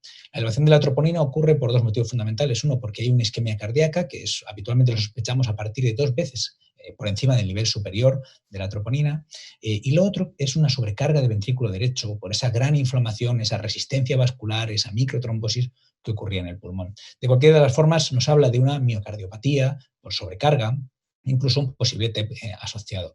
Y también hay veces en las que encontramos una sospecha o una confirmación de que ha habido un cuadro de miocarditis. Es muy interesante a la hora de volver a la práctica del ejercicio, que todos queremos que los pacientes vuelvan pronto para recuperar esa sarcopenia, y que tengamos en cuenta lo siguiente. La recomendación de la Sociedad Europea de Cardiología es que si el paciente ha pasado un coronavirus asintomático, que hemos detectado por PCR o por serología, se recomienda hacer 15 días de reposo físico, una actividad física moderada en casa, pero no ejercicio físico como tal. Aquel que ha sido sintomático, hay que pensar que esto no es o blanco o negro, o uno tiene miocarditis o no la tiene, sino que puede tener cierto grado de inflamación miocárdica que junto con la inflamación sistémica aumenta el riesgo de arritmias. Entonces, al paciente que ha sido sintomático, del que ha sido ambulatorio, entre 15 y 30 días de reposo, y al paciente en el que se ha constatado específicamente durante el ingreso que tiene miocarditis, sería recomendable remitir al cardiólogo para su revisión y un reposo de unos 3 meses. Con respecto al sustrato arritmogénico del que comentábamos, sabemos que hay pacientes que, igual que queda esa tendencia a una mayor coagulopatía en las semanas posteriores, puede quedar una tendencia a una mayor aparición de extrasístoles, de una fibrilación auricular paroxística, en un paciente que a lo mejor nos iba a desarrollar una fibrilación auricular dentro de 3 años, de 4 años, pero que ahora empiezan a aparecer algunos cuadros, y es algo a tener en cuenta, a preguntarle al paciente si tiene palpitaciones, si puede haber latidos arrítmicos. Y hay que tener en cuenta también los fármacos, que hay veces que estamos tratando de forma ambulatoria a un paciente que tiene un coronavirus positivo, que no cumple criterios de ingreso, y que le ponemos para casa hidroxicloroquina y citromicina. Sabéis que hay un registro reciente donde hidroxicloroquina quedaba muy mal parada, porque fundamentalmente lo que aumentaba eran las arritmias, pero es verdad que es un registro, no es un estudio. Y no sabemos si en ese registro hicieron las cosas bien, haciendo un electro antes y haciendo un electro después, cuando el QT corregido era mayor de 450. Y mi consejo con esto es, hay que hacer las cosas bien. Si un paciente se va con la hospitalización a domicilio o se va del hospital al domicilio con hidroxicloroquina, citromicina o otros fármacos que alarguen el QT, hay que hacer el mismo control con el electrocardiograma. Si no, estamos corriendo un riesgo que, como hemos visto en el reciente registro, pues es real, ¿no? Y por otro lado, pues bueno, hay pacientes que pueden presentar cardiopatía isquémica. Sabemos que esto es una enfermedad que aumenta los eventos trombóticos y de coagulopatía. Hay un doble mecanismo de activación. Y desde luego hay que ponernos las pilas con la prevención secundaria. Si un paciente ha salido con un infarto, pues es como cualquier otro infarto, prevención secundaria y la rehabilitación cardíaca. Este es uno de los cuadros, ¿no? Las secuelas cardiológicas que quizá hay que vigilar un poquito más en consulta. Luego sabemos acerca de la coagulopatía, hemos estado hablando. Ahora mismo lo que se está recomendando en la mayoría de protocolos, el protocolo de la Sociedad Española de Cardiología, los protocolos de diferentes hospitales, de diferentes áreas sanitarias, hay muy poca evidencia. Sí que sabemos que hay una coagulopatía, sabemos por las autopsias que hay eventos trombóticos y sabemos por esos dedímeros elevados que todo este proceso está ocurriendo. Probablemente no sea el único pilar y esto no lo vamos a poder tratar con anticoagulación completa y ya está. Pero sí que es verdad que aquellos pacientes que han estado con un riesgo intermedio, con un dedímero por debajo de 3000, que tienen una movilidad progresiva, que no tienen otra patología que vaya a hacer que tengan más riesgo de coagulopatía, podríamos hacer una profilaxis de entre 7 y 15 días tras el alta. Aquellos pacientes que han tenido un ingreso más complicado, que incluso han podido estar en UCI o han requerido oxígeno a altos flujos, con dedímero por encima de 3000 y otros factores, sería recomendable extenderlo entre 15 y 30 días. Una de las recomendaciones es usar las dosis que tocan, usar las dosis de profilaxis, porque hay un estudio clásico donde comparaban placebo, enoxa 20 miligramos y enoxa 40 miligramos. Placebo frente a enoxa 20 miligramos no previene nada, placebo frente a enoxa 40 previene. Entonces el concepto es, si es un paciente que pensamos que tiene poco riesgo protrombótico, podemos acortar los días, pero no acortemos la dosis a no ser que haya que ajustarlo por insuficiencia renal. Y esto hila con una pregunta que a lo mejor algunos de vosotros queréis hacerme, pero que yo no puedo responder porque no hay evidencia, y es qué hacemos con el manejo de esos pacientes ambulatorios que han tenido una COVID y que pues sabemos que no se van a mover mucho y nos planteamos qué hacer con la profilaxis. Bueno, pues ha costado bastante llegar a ponerle profilaxis de una forma estandarizada a todo el paciente que ingresa. Imaginaros la poca evidencia que hay de aquel que no ingresa. Yo creo que a lo mejor una profilaxis de entre 7 y 15 días en un paciente ambulatorio con un coronavirus que sí que tenga alguna limitación de movilidad no es nada descabellado. Os podríais plantear aspirina como antitrombóticos. Es verdad que hay algo de protrombosis dentro, no solamente hay un aumento de la coagulabilidad, sino también un aumento de los eventos protrombóticos y que podría ayudar la aspirina, pero mi consejo es que hagamos dosis plena, menos días y solo en aquellos pacientes seleccionados que tenemos más riesgo de posible aparición de trombos. Paciente que estaba anticoagulado previamente, pues se recomienda cambiar el ingreso a heparina de bajo peso molecular por riesgo de interacciones. ¿Cuál es el problema al alta? Porque si llevaba un anticoagulante de los nuevos es muy sencillo y probablemente cuando llegue al domicilio pues el paciente va a llevar su anticoagulante clásico o el de anticoagulante directo, pero se recomienda durante los ingresos por las diferentes sociedades evitar el acenocomarol para que el paciente no tenga que estar yendo constantemente otra vez a centros sanitarios, sobre todo en esta época en la que esos positivos en PCR prolongados tras el alta, pues bueno, no sabemos muy bien cómo interpretarlos, aunque todos los datos orientan a que son falsos positivos, pero bueno, para intentarles evitar visitas, ¿no?, a pacientes que han estado ingresados. Y por otro lado hay un caso y es cuando nos encontramos en el seguimiento en esa analítica a los 30 días todavía un dedímero elevado de forma aislada, sin que el paciente tenga clínica que nos haga sospechar en una TVP. Y nos plantearíamos, bueno, pues a este señor hay que estudiarle una TVP porque a lo mejor no la tuvo en el momento agudo, pero la ha acabado desarrollando. Lo que se recomienda es que si hay una nueva elevación llamativa, que realmente el dedímero aumente mucho más de lo que estaba cuando salió de alta, o hay una clínica sugestiva, entonces se estudie si hay una posible TVP, pero si no, la persistencia prolongada no sabemos muy bien qué sentido clínico tiene todavía.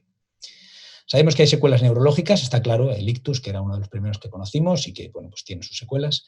Sabemos que hay trastornos afectivos y cognitivos. Probablemente estos días hayáis podido leer que los pacientes tienen tendencia a tener la memoria a corto plazo un poquito peor, a tener pensamientos de desánimo, a tener, obviamente, pues un estado de estrés postraumático. Son cuadros que ya veíamos en infecciones con SARS-CoV-1 y que parece ser que hay mecanismos fisiopatológicos que van más allá de la pura psicología, de haber vivido una experiencia traumatizante, sino que parece ser que hay inflamación y afectación directa por esta cascada y esta tormenta de citoquinas y también por afectación citopática directa por el virus. Esto queda mucho por saber, pero es algo que hay que vigilar y que podéis encontrar en consulta. La anosmia y la ageusia posviral, bueno, pues antes había muy poquitos casos, ahora esto se ha puesto de moda. Sabemos que hasta 1/3 en otras infecciones por otros virus catarrales se quedan de forma crónica y además es algo bastante molesto. El paciente vuelve al cabo de un año y te dice que todo le sabe a cartón. Y parece ser que hay una atrofia del bulbo olfatorio. Es difícil saber el tratamiento. Sabemos que de una forma precoz hay algunas series pequeñas, con pocos casos, donde se ha utilizado corticoide tópico, mometasona tópica y a lo mejor una pauta de vitamina del grupo B o de ginkgo biloba, pautas parecidas a otras afectaciones neuropáticas o atrapamientos nerviosos que utilizan a veces los neurólogos con dudas acerca de su fiabilidad, pero que a lo mejor en una fase crónica, en esa primera fase, en el primer mes tras la aparición de la clínica, nos podríamos plantear hacer un tratamiento para intentarlo. Y desde luego la rehabilitación olfatoria es lo que más parece estar funcionando en la evidencia que hay hasta ahora, ¿no? Utilizar, a lo mejor se puede recomendar al paciente que compre una de estas cajas que hay con diferentes aromas de catas de los vinos y que vayan trabajando el olfato. Y por último, es importante que tengamos en cuenta que hay algunas manifestaciones neurológicas inflamatorias, como un síndrome de Guillain-Barré, que puede acabar, hay una serie reciente publicada muy interesante con cuadros graves, encefalitis, miopatías, neuropatías. Hay cuadros inflamatorios que pueden aparecer hasta 2-4 semanas después de la aparición de los síntomas respiratorios. Entonces tenemos que vigilarlo. Hay posible riesgo de mayor esclerosis múltiple, posible riesgo de enfermedad de Parkinson, pero son mecanismos moleculares básicos que están por ver y que son más teorías hipotéticas. Pero esos cuadros de un paciente que nos cuente que está empezando a tener hipoestesia en calcetín, que pierde fuerza en los miembros, hay que estar vigilantes. Sabemos que los pacientes presentan insuficiencia renal en un porcentaje importante. Habitualmente son pacientes que recuperan. El fracaso renal agudo se asocia fundamentalmente a los casos más graves y sobre todo hay peor pronóstico de recuperación, se han requerido diálisis y el seguimiento, pues bueno, es un seguimiento analítico y no tenemos muchos datos ni de posible cronificación ni de resolución. Esto tendremos que irlo vigilando. Sabemos que hay una afectación hepática, es relativamente frecuente y hasta un 50% de los pacientes ingresados tienen alteración de las enzimas hepáticas. Sabemos que hay un daño directo, sabemos que hay un daño por fármacos y bueno, pues hay que tener mucho cuidado porque una vez que quitamos todos estos fármacos tan venenosos y una vez que el virus ha pasado, si la tendencia de las enzimas hepáticas era la mejoría y en el alta a esa analítica al mes vemos un importante deterioro de un paciente que ya no está llevando fármacos raros y de que ya no tiene la infección aguda por COVID, ojo, porque en el hospital estamos poniendo inmunosupresores tan potentes que pues, estamos viendo reactivaciones de hepatitis B y hepatitis C. Tenemos que tener esto en mente. Hemos hablado de la miopatía del paciente crítico y de la sarcopenia. Sabemos que va mucho más allá de la propia inmovilidad y relajación muscular. Hay un proceso inflamatorio, una afectación de la placa motora. ¿Qué es lo que parece funcionar con estos pacientes? La rehabilitación precoz, el control glucémico de otros cuadros parecidos, no con coronavirus, todavía no se ha estudiado, y un aporte proteico adecuado. Y los corticoides y la electroestimulación no parecen funcionar tanto. Bueno, esto está dentro de este síndrome post-cuidados intensivos, donde incluso pues, hay una afectación mental, una afectación física y una afectación cognitiva, que venimos hablando un poquito, ¿no?, de todo este espectro, y también los familiares pueden estar afectados de un trastorno de ansiedad y de síndrome postraumático. Hemos hablado de la diarrea y algunos pacientes que se van todavía con cierta alteración. No sabemos muy bien si es por una afección inflamatoria que todavía no se haya resuelto por el coronavirus, por una alteración de la flora intestinal por todos los tratamientos que hemos puesto, antibióticos de amplio espectro muchas veces, o bien si a lo mejor lo que hay es un cambio de la flora. No hay un tratamiento específico. En algunos autores pues, que se aventuran a decir tratamientos que podrían ayudar, pues nos hablan desde luego de la hidratación y soporte con electrolitos, que se ha visto mejoría con antivirales de la diarrea por coronavirus y la adición de probióticos que puede tener un papel, pero como le digo, con pocos datos. Hemos visto casos de isquemia arterial en forma de perniosis, esta afectación que veíamos en la piel, como si fueran pequeños sabañones, y en forma de isquemia arterial importante. No está establecida la profilaxis, son casos más raros y a veces lo que nos tiene que hacer sospechar es que hay alguna coagulopatía de base. En cuanto a las lesiones cutáneas, pues seguro que habéis visto algunas, en casos leves, pues exantema ras, algunas erupciones que pudieran semejar a la varicela, lesiones como una perniosis, lívido reticular. Bueno, pues hay poca experiencia, pero son cuadros que suelen resolver. En algún caso hemos utilizado corticoide tópico con buena evolución. Con respecto a las infecciones oportunistas, el concepto básico es saber que estamos poniendo unas dosis de inmunosupresión tan potentes en el hospital que inevitablemente eso tiene un coste en infecciones oportunistas. No solamente ya durante la estancia en UCI, que vemos ya infecciones por hongos sistémicos, sino que también al alta. Lo que vemos fundamentalmente es reactivación tuberculosa. Yo ya he visto un par de casos con reactivación, se han ido al médico de cabecera, han estado con su médico, con su equipo habitual, y entonces te llama el colega y te dice, ¿y este señor tosía y expectoraba con algo de sangre? Pues no, pero mira, como se ha ido con la profilaxis de la enoxaparina y ese pulmón todavía está tocado, a ver si es, a ver si no es, y el caso es que el señor le quitas la profilaxis de la enoxaparina, sigue tosiendo con sangre, mira, mándamelo, aquí pasa algo, y al final resulta que es una reactivación tuberculosa. Es algo a vigilar. También las reactivaciones por virus hepatotropos, incluso por algún herpes zóster. Y con respecto a la autoinmunidad, sabemos que este es un virus que le da, diciéndolo mal y pronto, le da un meneo a la inmunidad y que es posible que pacientes que fueran a tener procesos autoinmunes o que tengan una susceptibilidad genética pueden tener estos cuadros. Sabemos, no acabamos de aterrizar en el coronavirus. En China ya llevan teniendo casos desde hace mucho y si esto fuera un problema muy frecuente y muy relevante, pues ya tendríamos más casos descritos, se habrían publicado algunas series. Es tranquilizador que no lo haya, pero probablemente tengamos que mantener vigilancia. Voy a poneros, no vamos a entrar en esto por no hacerlo más largo, pero bueno, es un esquema diferente del que comentaba Bernardino antes. Nosotros estamos revisando en el hospital a los pacientes que fueron ingresados, los revisamos en el hospital, en la primera visita, y diferenciamos entre el paciente que tuvo insuficiencia respiratoria, tuvo que llevar oxígeno a altos flujos y todo esto, que va directamente a neumología, y el que no la tuvo para revisar las otras afectaciones, la coagulopatía y todo esto, a medicina interna. Y el paciente controlado por atención primaria, ahora os cuento un poco cómo es el esquema. El paciente que va a neumología, pues se confirma si el paciente tiene una serología, se valora si tuvo un síndrome de distrés respiratorio del adulto y en función de esto se hacen unas pruebas más exhaustivas o unas pruebas pues más leves, ¿no? Pues una analítica y una radiografía de tórax, o si tuvo ya una afectación importante nos vamos a un TAC para ver si hay fibrosis. Importante en esta tabla pues ver que dentro de la valoración clínica analizamos datos que hay que analizarlos en cualquier nivel, en primaria, en el hospital, en urgencias, cualquiera que vea un paciente que ha pasado un COVID, pues estado general de salud, valorar el riesgo trombótico, la afectación neurológica, la depresión que hemos comentado que son relevantes, ¿no? Y finalmente, pues el paciente pues, acaba llevando unas pruebas funcionales respiratorias completas, sobre todo el de neumología, que tiene una afectación respiratoria más importante, y en el caso de que tenga disnea o que tenga afectación respiratoria, en el caso de medicina interna, pues también le pedimos. En el caso de atención primaria, lo que se hace fundamentalmente es intentar filiar aquel diagnóstico que en la fase de ardor de la batalla pues no pudimos filiar. Si tenemos una PCR o si no tenemos PCR o fue negativa, se hace una serología, y si la PCR fue positiva, pues ya directamente vamos a hacer la batería de pruebas igual que en el hospital, ¿no? Analítica, electro y radiografía tórax. Y finalmente, pues si el paciente tiene un COVID positivo, se confirma que ha tenido un COVID positivo, se valoran los resultados y se puede pedir la espirometría. En caso de que haya una alteración de las pruebas funcionales respiratorias de la espirometría, se remite en neumología. Hay una puerta abierta a todas estas otras complicaciones, remitirlas a la consulta, porque entendemos que esto va a ser muy cambiante y a lo mejor dentro de 2 meses de lo que hablamos es fundamentalmente de coagulopatía o de autoinmunidad, ya lo veremos. Pero ante la sospecha de una TVP, de una trombofilia, de una disfunción cardíaca, nosotros tenemos la puerta abierta y comunicación directa para que nos vayan remitiendo y los veamos lo más rápidamente posible, porque son pacientes que no sabemos con qué gravedad pueden estar esas secuelas implantándose ni exactamente cuál es la evolución posible de estos cuadros. Estas eran un poco las ideas que os quería comentar, era un poco un vuelo de pájaros, son muchas complicaciones, pero lo cierto es que no hay mucha evidencia de nada de ello. Así que bueno, seguimos haciendo arte y seguimos apoyándonos unos a otros en este fragor de la batalla que seguimos viviendo y con este ambiente de camaradería y de intentar tirar para adelante con la poca evidencia que tenemos. Pues muchísimas gracias, Iván. La verdad es que, bueno, abruma ver tantas cosas que pueden pasar en esta enfermedad, ¿verdad? Y tantas consecuencias.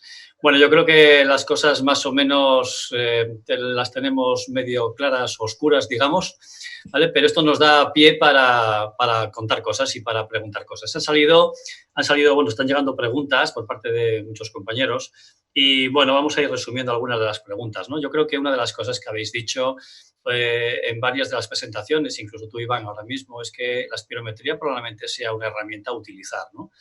Y ya Quique nos decía que, bueno, que en este momento utilizar la espirometría es algo complicado, ¿no? Nos dice Jaime que la SEPAR ha sacado una especie de checklist bajo qué circunstancias, sin tener PCR, se puede hacer espirometría, ¿no? Entonces, me gustaría que nos lo contase por una parte Bernardino y por otra parte Quique, si esto sería aplicable a atención primaria o tendríamos que hacer alguna cosa diferente. Bernardino, en primer lugar, si os parece.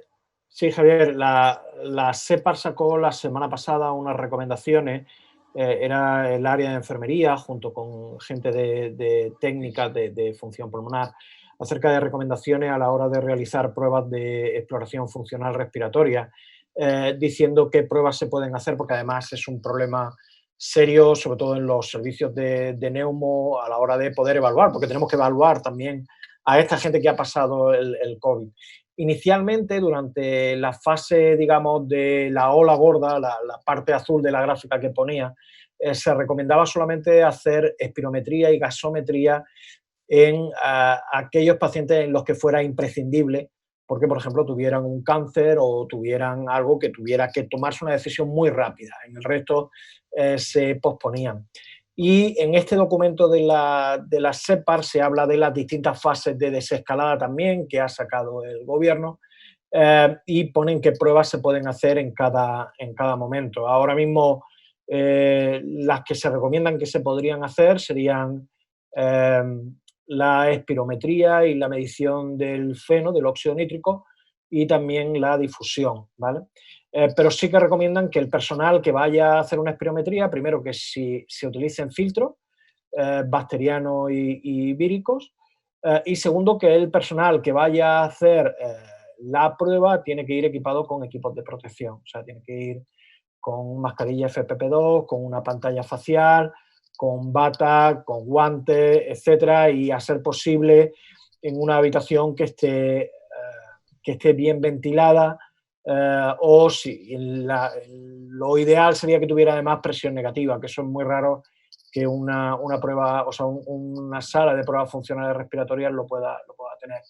Más o menos ese es el esquema que pone este documento que ha sacado la SEPAR. Entiendo que en atención primaria a lo mejor puede ser complicado, sobre todo porque, bueno, pues a lo mejor los espirómetros no tienen filtros microbiológicos o a lo lo mejor uno piensa, bueno, si realmente merece la pena ponerse todo un EPI para hacer una espirometría, ¿no? Bueno, pues ya habrá que intentar ir adaptándolo a cada sitio. Sí que es verdad que determinadas pruebas, por ejemplo, nosotros en nuestro laboratorio de función pulmonar llevamos como un mes más o menos que hemos empezado a hacer espirometría y difusión. Hemos tenido que readaptar toda la estructura de la consulta de forma tal que entre cada prueba que se hace se tiene que limpiar todo, lo cual, pues claro, nos limita mucho el número de pruebas que podemos hacer, y determinadas pruebas, por ejemplo, como una prueba de esfuerzo o las pruebas de provocación,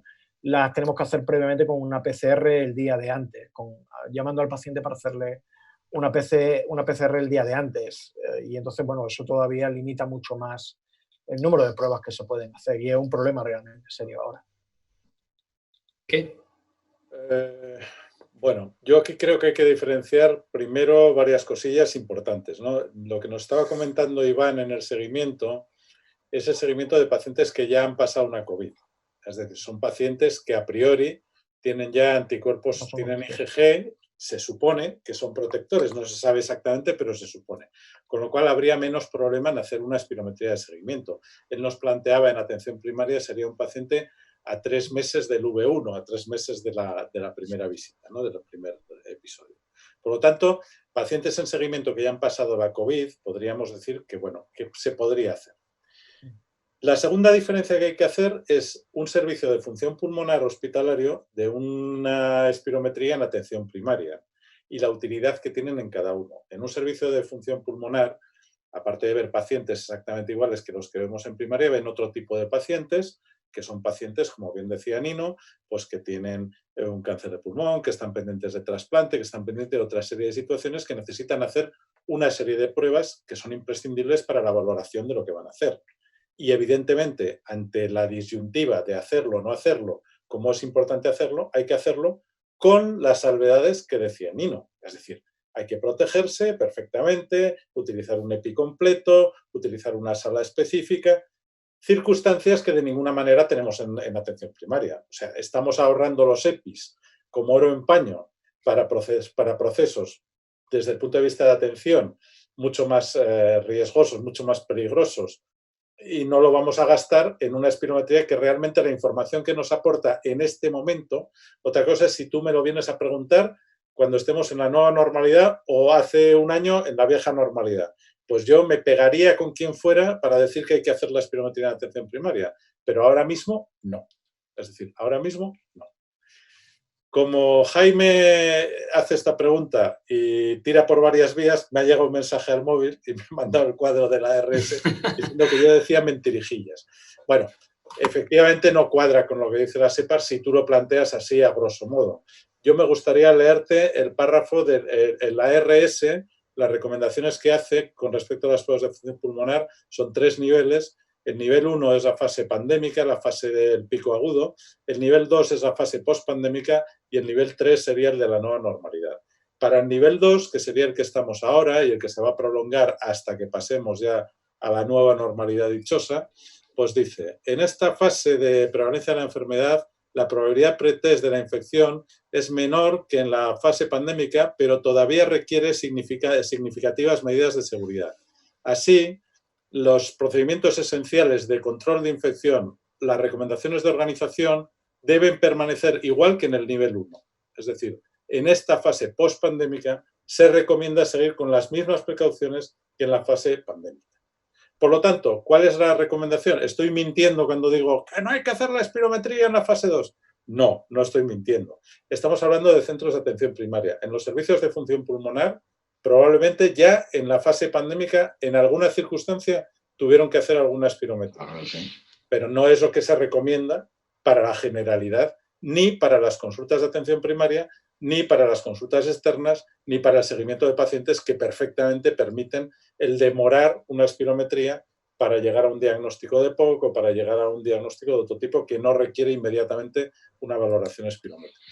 Y luego lo que decía, pacientes que hayan pasado la COVID, evidentemente aquí se puede plantear que se les puede hacer sin mayor historia una espirometría. Lo que no sé si merece la pena en algunos centros que no tienen el circuito o que lo tienen desmontado para otras necesidades, si les merece la pena montarlo para un grupo determinado de pacientes. Eso ya lo tiene que valorar cada centro.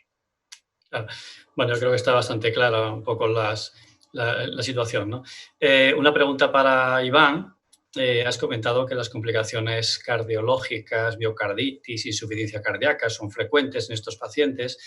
Y bueno, todos hemos visto las publicaciones en relación con los IECAs, con el ARA2, pues introducir, no introducir, cuándo. ¿Qué nos puedes contar? ¿Qué sabemos de nuevo en relación con la utilización de estos fármacos en estos pacientes cuando han pasado la fase aguda de la enfermedad? ¿Cómo y cuándo? En este caso, la verdad es que es un tema muy interesante. Yo lo he estado siguiendo desde el principio porque me han llegado muchas preguntas y porque la primera pregunta que me llegaba todas las semanas era mi madre, que me preguntaba qué hacíamos con el ARA2 de mi padre.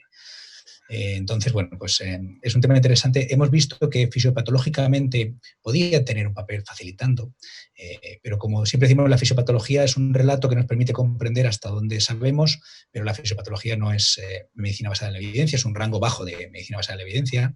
Y luego al día siguiente aparece alguien y te pone otra flechita en aquella vía fisiopatológica tan bonita y te ha dejado completamente en la cuneta, ¿no? Y eso fue lo que ocurrió. Lo que ocurrió es que después vimos que parte de las manifestaciones cardiológicas de gravedad ocurren cuando nos quedamos sin ninguna actividad de ECA2 porque el virus la ha internalizado dentro de las células y la ausencia de actividad de la proteína ECA2 disminuía ese freno que teníamos del eje renina-angiotensina-aldosterona, es un mecanismo de protección del cuerpo cuando hay una sobrecarga cardiovascular. Entonces, al final, hemos visto estudios donde incluso se podría, si quisiéramos extrapolar, preconizar el uso de ARA2 o de IECA como tratamiento para evitar fases más graves del COVID.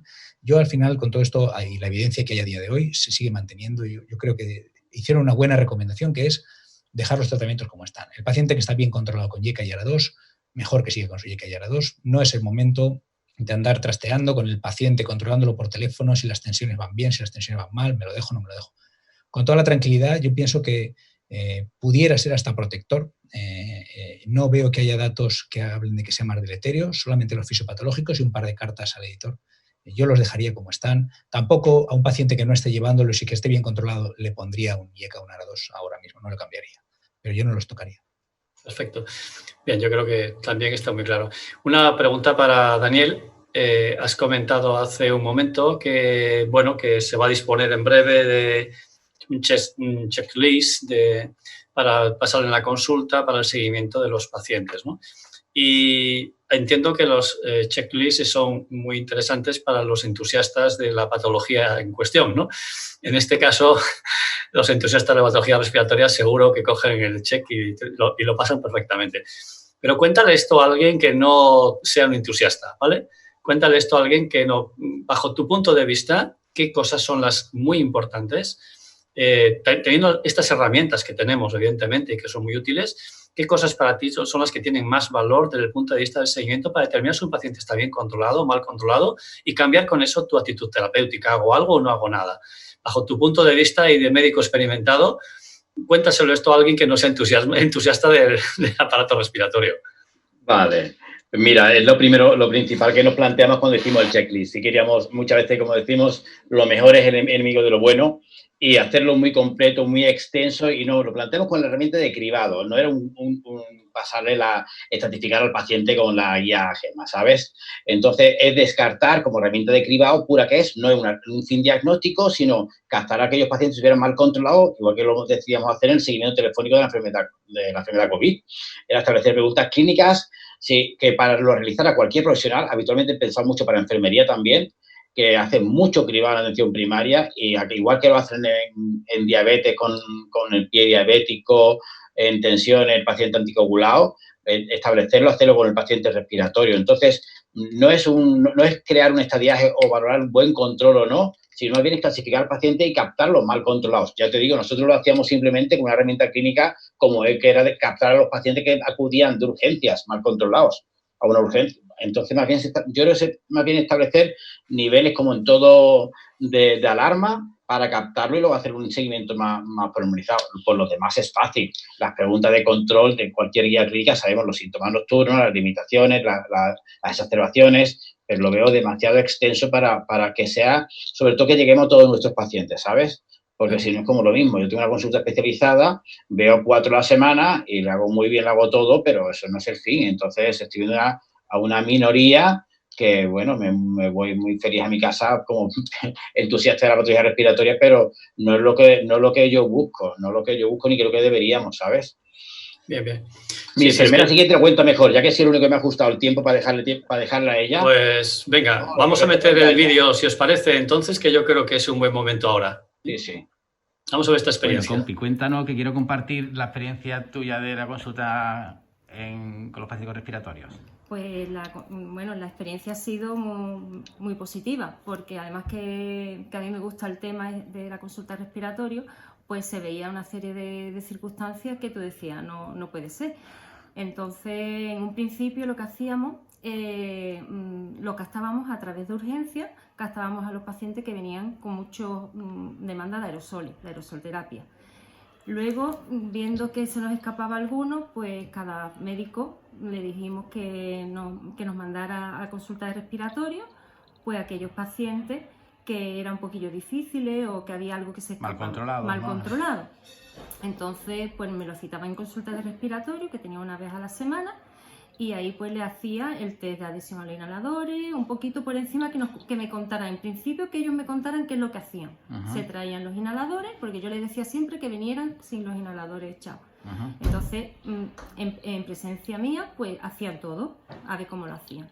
Y ahí pues te puedes imaginar todas las cosas que nos hemos encontrado.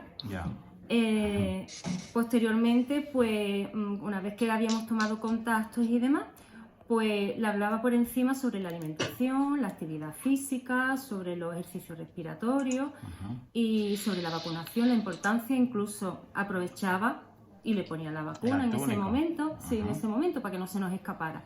Y lo citaba a la semana o a las 2 semanas para ver el cambio y les repetía otra vez el test y el test cambiaba brutalmente. Y la técnica, todo. La técnica, además que ellos te decían sin decir nada, he mejorado muchísimo, no he tenido que utilizar los inhaladores de rescate. Si lo he tenido que utilizar ha sido mínimo, me he cansado menos subir las cuestas, ellos mismos te lo decían sin tú preguntarles. Vale, muy bien. Si no, lo que hacía, si algún paciente, a pesar de eso, veías que el tratamiento o alguna cosa no iba del todo, el diagnóstico no era adecuado. Sí, se lo derivaba al compañero, a Daniel. Muy bien, pues estupendo, un lujo tenerte. Muchas gracias por compartirlo, Luisa. Gracias. Muy bien. Pues muchas gracias. La verdad es que contar las experiencias propias yo creo que tiene muchísimo valor, ¿no? Porque al final es lo que relata nuestro día a día, ¿no? Y lo que nos puede hacer ayudar, lo que nos ayuda a todos los demás un poco a ver las experiencias que tienen los demás y demás. ¿Algún comentario en relación con esto, Daniel? Pues he traído el futuro, como tú me pedías. Pues ¿no? Eso. Queremos de ti el futuro, He traído una de las formas que yo veo de aprovechar el cambio de quedarnos con lo mejor que teníamos y aprovechar de lo nuevo todo lo posible, porque decía las herramientas para compartir con los compañeros hospitalarios, igual que te enteras de que hay algoritmos o maneras de hacer en el hospital o que le ayudarían cosas a mi compañero y viceversa. Cuando vas a una charla, cuando te encuentras personalmente con él, de una forma todavía de trabajar colaborativamente súper lejana, ¿no? Yo creo que tenemos muchas herramientas digitales a nuestra disposición, una pantalla enorme delante de nuestra consulta que también a veces limita la conversación, el acceso a nuestros pacientes, pero que se ofrece mucho más que un simple control, registro como antiguamente de papel, de apuntar las cosas que hacemos, ¿no? Yo creo que lamentablemente hay muchas cosas por aprovechar y que ayudaría mucho quitarnos carga de trabajo y mejorar la asistencia a nuestros pacientes, sobre todo los crónicos. Hay muchas tareas que deben sistematizarse, que no te exijan la formación autodidacta o por tu cuenta del profesional, tenerlo interiorizado, estar actualizado y recordar tú los checklists o tener que estar en sociedades para hacerlo si acaso, pero que luego los sistemas sanitarios lo implementaran y estas medidas llegaran mucho más cercanas a los profesionales, no solamente los que estamos muy implicados, sino todos, igual que por los pacientes, o llegamos a todos los profesionales o al final esta inequidad llega a nuestros pacientes, que es lo que vemos mucho, unas diferencias enormes dependiendo del profesional que atiende un paciente. Entonces yo creo que tenemos que tirar mucho más hasta ahí, no formarnos tanto nosotros endogámicamente también, sino, como yo digo, evangelizar mucho y hacer que estas medidas lleguen a los demás. Vale, perfecto. La verdad es que, bueno, tenemos tiempo, yo creo que para alguna preguntina más todavía, porque están llegando algunas preguntas por aquí. Voy a refundir una pregunta de Jesús Molina y de Jaime, que además preguntan cosas muy similares, se ve que tienen la mente en conexión, están conectados, y comentan en los protocolos o en algoritmos que has tirado por ahí, que la resolución radiológica hasta la semana más o menos 12 no era completa. Entonces, bueno, parece que por el medio se hacen placas radiológicas a las 6, 8 semanas. Entonces, igual el planteamiento es, ¿y por qué tan pronto? ¿Por qué no esperamos un poco más? Y la segunda cuestión en relación con esto, preguntan si esta revisión radiológica hay que hacerlo a todos los pacientes, tanto ingresados como pacientes que no hayan sido ingresados, pero que sí hayan padecido un COVID con una forma leve de la enfermedad. Bueno, yo creo que aquí lo que comenta Jesús tiene mucho interés, ¿no? El por qué hacerlo a los 4 meses, a los 3 meses o al hacerlo al mes. Realmente si estamos intentando aprender de lo que sabíamos, por ejemplo, con la neumonía, y sabéis que en la normativa de revisión de la neumonía adquirida en la comunidad siempre se decía que había que hacer una radiografía aproximadamente al mes o al mes y algo, para asegurarse la resolución completa de los infiltrados. Pero esto era más que nada para asegurarnos de que no había un cáncer de pulmón debajo de la neumonía, y por eso es por lo que se ponía esa radiografía. En este caso, suponemos que no va a haber un cáncer de pulmón, porque las imágenes son bastante distintas a las que podría dar un cáncer de pulmón, y eso, por ello, en la guía esta que he comentado de la Sociedad Británica, sí que recomiendan hacerlo un poquito más tarde, a las 12 semanas del inicio del cuadro, y es con esta finalidad.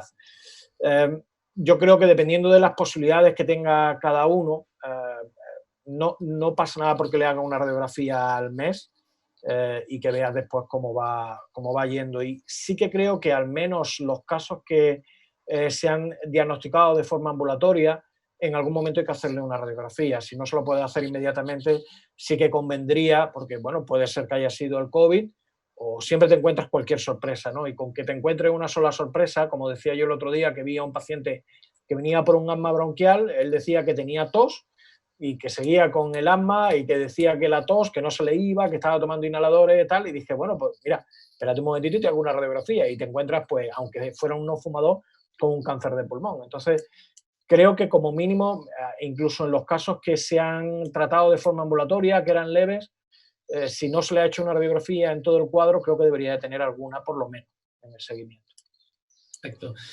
Perfecto, yo creo que bastante claro. Volví a hacer una pregunta y me gustaría ver la visión, que dado que tenemos aquí, tenemos personas de diferentes sitios y que tienen una visión diferente, me gustaría, porque es una pregunta muy interesante, la hace Sara, y claro, nos sitúa en un futuro cercano, muy cercano, no tan lejano como el de Daniel, bueno, que ya es actual también, ¿no? Pero muy cercano. Llega otoño, en otoño va a empezar a haber agudizaciones, nuestros pacientes con asma, los pacientes con APOC se van a agudizar, pacientes que van a tener fiebre, van a tener tos, algunos tienen expectoración purulenta, no, esos pacientes aumentan la disnea, estos pacientes pensamos si es una agudización por COVID, pensamos que es una agudización, una sobreinfección bacteriana. ¿Cómo manejamos estos pacientes? ¿Le hacemos a todos PCR? ¿Qué hacemos con estos pacientes? Entonces, me gustaría que cada uno de vosotros contestase la visión desde vuestro punto de vista. Quique, Iván y Bernardino. Yo lo tengo claro, Javier. Tú tienes claro, venga, Daniel, tú primero. El paciente esté controlado y no exacerbe, tío, ya está. Ya, si eso está claro. Mira, pero desde eso que lo haga. Claro, lo tienes bien controlado y no agudiza y te quita un problema enorme. Y te quita un problema, eso tiene razón. Ya está. Se nota mucho, ¿eh? Nosotros lo comentamos mucho con los fármacos en la EPOC, ya nos ponemos aerosoles, ya ha caído la demanda del paciente urgente con EPOC, ha caído, lo comentan todos los compañeros de urgencias, en 8 o 10 años ha sido brutal el cambio, y temporada a temporada también el paciente con los nuevos manejos del asma también hay mucha menos demanda. Nosotros no hemos puesto en ninguna terapia urgente desde la época COVID en mi centro de salud. Ni por cámara ni por nada. También el paciente lo ha achacado muchas cosas. Ha salido menos, ha puesto más regenos exteriores, ha estado más limitado cualquier tipo de infección, de agudización por infección vírica de cualquier tipo, y luego también los pacientes respiratorios se han motivado bastante y concienciado, y el cumplimiento ha subido muchísimo pacientes respiratorios, gracias a Dios. También ha habido alarma, pero bueno, se han concienciado. pero yo creo que sí que lo es fundamental.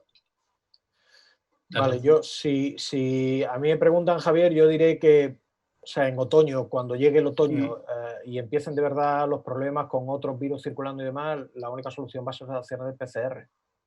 O sea, es que no hay otra forma. O sea, ¿cómo vas a saber tú si es un adenovirus lo que ha descompensado a ese paciente con EPOC o si tiene realmente el coronavirus? Pues va a ser muy complicado. Yo creo que ahora nos estamos librando porque ahora ya no hay virus respiratorio en el ambiente, ¿no? Y de hecho muchos pacientes no han tenido exacerbaciones, que es algo que también comentaba Dani, porque aquí hemos demostrado cómo se lucha también contra la gripe, ¿no? O sea, si no queremos gripe estacional y tal, pues ya sabéis, distanciamiento social, limpieza, mascarilla y demás, ¿no? Entonces sabemos que así no habrá epidemia de gripe, pero me temo que cuando llegue el otoño y empiecen otra vez a circular virus respiratorios, salvo que pase con este virus como con el SARS, que de repente desapareció y nadie sabe muy bien el por qué desapareció, lo más normal es que vuelva otra vez el virus y entonces la única forma de poder diagnosticarlo sea mediante la toma de muestras y PCR. Yo, fíjate, en Asturias, que no hemos vivido prácticamente nada importante porque nos ha golpeado muy lateralmente y ha sido una región que alguna ventaja tenía que tener, estar en decadencia, aislados de todo, sin que vengan aquí nadie de Madrid, ni de Barcelona, ni de Milán, ni de ningún sitio. Nadie nos conoce ni quiere saber de nosotros más que comer cachopo, y como no era época, pues libramos. Pero digamos que yo creo que la experiencia de todos los que hemos estado en primera línea, porque estar en primera línea es cuando te imaginas atendiendo pacientes que no sabes lo que son. Tened en cuenta que de los profesionales que desgraciadamente han fallecido por COVID, pues la mitad de los médicos que han fallecido, por ejemplo, eran médicos de atención primaria. Y estos, sobre todo, son médicos que se infectaron en los primeros momentos, ¿vale? En el mes de marzo, finales de febrero, y es cuando desconocíamos todo, cuando no teníamos ningún equipo de protección, cuando íbamos a los domicilios de los pacientes sin nada, que hemos seguido yendo con poco, pero bueno, por lo menos con algo más. Y entonces a mí, la verdad es que me da pánico la situación que se pueda desatar en otoño. ¿Por qué? Porque se nos va a mezclar todo. Primero porque vamos a estar con una paranoia de que, como la que tenemos ahora, absolutamente todo es virus, todo es COVID, nos da miedo atender a todo el mundo, tenemos el circuito de apestados en el que hemos montado en todos los centros de salud, que parece, a mí me da, hoy le comentaba a una paciente que cité en consulta, le digo, mira, perdóname que esté vestido de astronauta, pero es que tenemos que ver a todos los pacientes así, tenemos que verlos protegidos por una cuestión, en fin, que no se te escapa, ¿no? Cuando llegue el otoño, lleguen todos estos virus, nos vamos a encontrar con una situación en la que tampoco vamos a poder hacer todas las PCRs que queremos, porque las PCRs, los laboratorios tienen las limitaciones que tienen. No va a haber un test, lo ideal para mí, que sería un test antigénico que fuera eficaz. Un test antigénico sería lo ideal, pero no lo hay, ni lo va a haber de aquí a otoño. Entonces, la circunstancia que se presenta a mí, sinceramente, hace unas semanas yo lloré mucho toda esta temporada y hace unas semanas que he dejado de llorar, pero pensando en el otoño, la verdad es que me pongo a llorar otra vez, ¿eh? O sea, me imagino una situación absolutamente caótica y que nos va a costar muchísimo, muchísimo poder diferenciar. Todas esas cosas, pues no va a haber más remedio que hacer como hasta ahora. Hasta que no se demuestre lo contrario, si identificamos COVID, todo es susceptible de ser COVID. Por lo tanto, a todo lo posible tendremos que hacerle PCR, tendremos que buscar. Incluso la PCR no se nos escapa ninguno, que las PCRs y los test fallan más que una escopeta de feria. Muchas veces estamos a ciegas a pesar de hacer PCRs, de hacer todo, porque depende de la toma, depende de los reactivos que se utilizan en el laboratorio, depende del momento en que se haga la toma, depende de muchas cosas. Y todas esas cosas pues van a hacer que en otoño nos veamos en una situación parecida a la que hemos estado ahora, con más experiencia, con más lo que quieras, pero una situación de caos sanitario que vamos a tener que controlar también otra vez. Yo no lo veo tan duro, ¿eh? Porque es lo que decía aquí, lo que decía Nino, la medida de protección y distanciamiento, hemos visto cómo hemos decapitado la crisis y luego, sin ninguna otra medida, la caída ha sido brutal. Porque no te puedes contagiar de si no estás con nadie. ¿No? Dani, yo vivo al borde de la playa de Gijón. Esto es iba a decir una palabrota, esto es una feria. Da igual, Las medidas de distanciamiento social funcionan porque ahora mismo el virus está en decaída por los días de confinamiento que hemos estado. Pero si estamos confiando en el confinamiento, en las medidas de distanciamiento, en el uso de mascarillas y demás, lo llevamos crudo. No, pero es que nosotros vemos ahora que parece la calle una feria porque venimos de un confinamiento, pero comparado con la época con discotecas, manifestaciones, bares, fiestas de amigos y todo lo demás, el escenario yo creo que no se va a repetir. De hecho, los números están ahí de cómo está cayendo.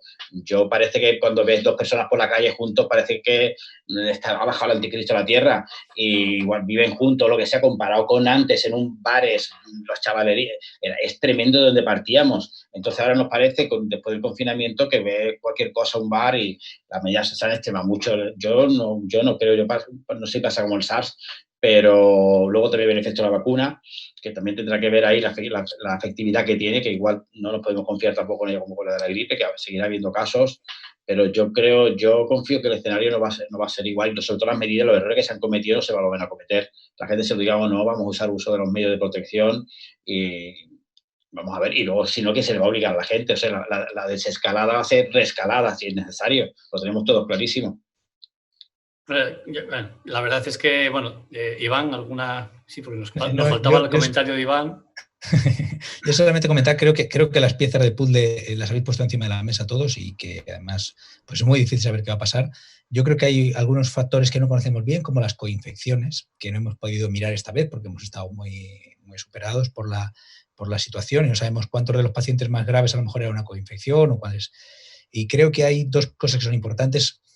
Una es que conocemos mucho más el virus, no solamente sabemos la medida de distanciamiento y el confinamiento, sabemos cada vez más de los eventos de supercontagio, que justamente son eventos en los que hay gente hablando alto y cantando sobre fomites o comida. Había uno de ellos que estaba en el coro y luego tenía allí la comida para... Entonces eso es un bar. Tenemos una doble limitación y es que ahora tenemos terrazas, pero en otoño esta medida tan importante que es el distanciamiento se va a ver limitada. Porque no podemos estar eternamente parados y el beneficio del clima, que no es tanto por el clima, sino porque estamos saliendo a la calle, todo lo que estamos haciendo hasta ahora en esta liberación del confinamiento es con mucha distancia, aunque nos parezca que vemos mucha gente, pero no es lo que era antes. Entonces, creo que en otoño alguna de estas medidas va a ser más difícil de mantener y que si hacemos las cosas bien y tenemos los suficientes test, y antes Quique decía que no hay test, es verdad, hay ambulatorios que tienen un cupo de test y que mientras que haya algún caso esporádico, pues tenemos para cubrir, pero cuando haya muchos casos no vamos a tener test para cubrirlos a todos y se nos van a escapar.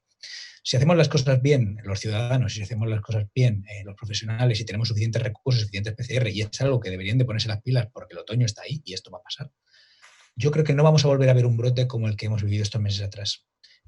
Porque se ha visto en estudios que cuando tú utilizas estas medidas se para la gripe, se para el coronavirus y se para todo porque el virus no tiene patas.